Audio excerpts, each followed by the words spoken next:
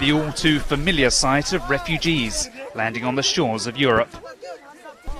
Aid agencies are struggling to cope with the arrivals, who are often left with no choice than to sleep outside.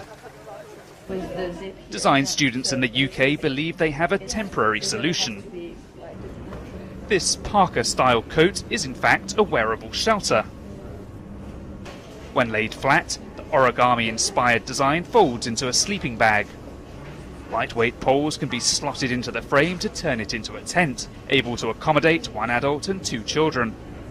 The brief that I set asked students to think about how a garment could convert into some kind of shelter for the approximate 3-week period that many refugees are spending getting from points of arrival within the EU to processing centres. So the idea was really to make sure the materials used were sustainable, were affordable, could make it very easy and very quick for us to mass produce the garment, which means we could distribute it quickly and through lots of different agencies. The first thing we were thinking is that how can you have literally almost all of your house, like how can you wear your house and your personal items and personal belongings?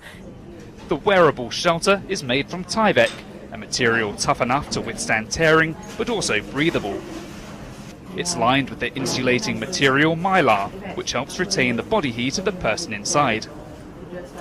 Internal waterproof pockets are large enough for personal items as well as clothing. This prototype design is still being perfected, but the team plan to field test the final version in early summer.